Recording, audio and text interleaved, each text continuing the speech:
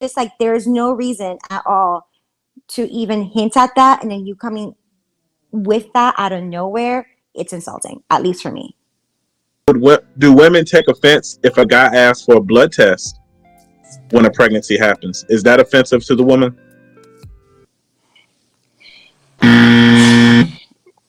I would kind of take offense to it a little bit. It's because it comes down to trust. Now, when it comes down when that happens, like if there's a history of infidelity and it's like I just want to make sure, then that means that that person, like, oh, the trust is kind of gone, and it kind of plays out to that.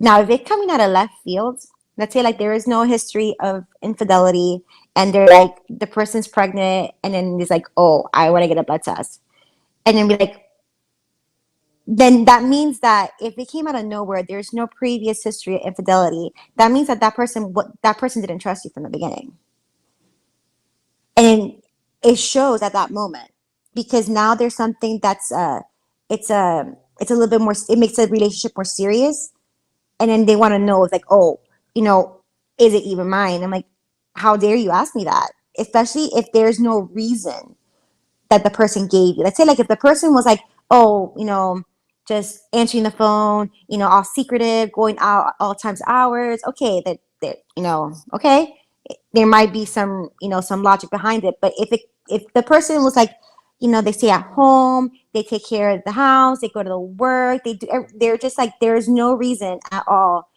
to even hint at that, and then you coming with that out of nowhere, it's insulting, at least for me. Like, what's your thoughts on prenups? Well, I think that a prenuptial agreement, if a person has a lot of assets prior to the marriage, in my personal opinion, I think if I was a person who had a lot of assets and they came in to this marriage, you know, with a lot of assets that I needed to protect in case anything happened, I think that a prenuptial agreement, a good written one, would really help, establish and secure my assets. However, the thing is that a lot of people, just like with any legal document, any person will say that just because you write something on paper and then you sign it doesn't make it legally binding, or doesn't mean that it's not full of flaws and loopholes. A person who is in a position to do a prenuptial agreement would most likely end up going to an attorney. The attorney will end up drafting the prenuptial agreement, and then a lot of people, I've only seen this a few times where people actually do their due diligence and they go all out.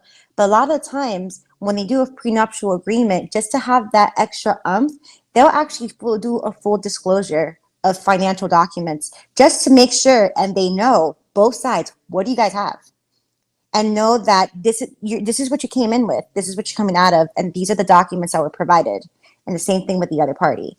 Now, not many people do this. I've seen some people who have, and the prenuptial agreements are very detailed, and they're multiple pages long, and they have contingencies for almost everything. And however, even then, I've seen people try to challenge them. I've seen women try to challenge them.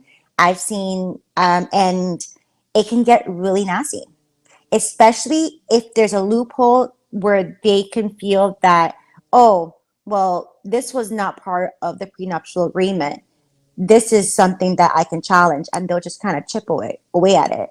It can get very contentious, but ultimately, if you have a good prenup and it's legally binding and it's signed by both parties and it's notarized stating that this person was not under duress when they signed it, and it's very clearly laid out, it kind of becomes a moot point at that time. Okay, I appreciate that. Now, yeah, because and I like you talking about that, because a lot of guys, I'm from Virginia, dudes don't know nothing about nothing, but they always like try to act like they're an expert in the field. And they're like, yeah, prenups. Once you get a prenup, she can't do nothing. And I had a buddy who had a prenup, and the girl challenged it so much to the point where he was just like, just take the money. He was like, it's costing me more to challenge it. I mean, to defend it than I even expected. So I appreciate you talking about that. Now, um, I have to. Well, we didn't even touch on. So if and this is just to get your female advice on this. If a guy comes to a girl with a prenup before the marriage, how does a woman feel about that? Does it start like bad blood before the marriage even starts, or what is your thoughts on that? Now, for me personally, Mm-hmm. I wouldn't take any offense to it, but that's just me. Because especially if a person it has enough assets to go into a relationship or go into a marriage with a prenup, they have money. But at the same time, you have to be a person to be like, oh, I don't care what kind of money you have. I just want you. So if you want to make sure you're protecting your assets in case something happens where this doesn't work, I completely commend that because guess what? If I was in that person's situation where I had those assets going into a marriage and it was kind of a little bit one sided and I want to make sure I was protected, of course, I would do the prenuptial agreement too. Because it's just one way to actually be able to protect what you have, protect what you fought for. And here's the thing in my mind, if I'm getting married to somebody, I'm not thinking about what I could get out of them once I divorce them.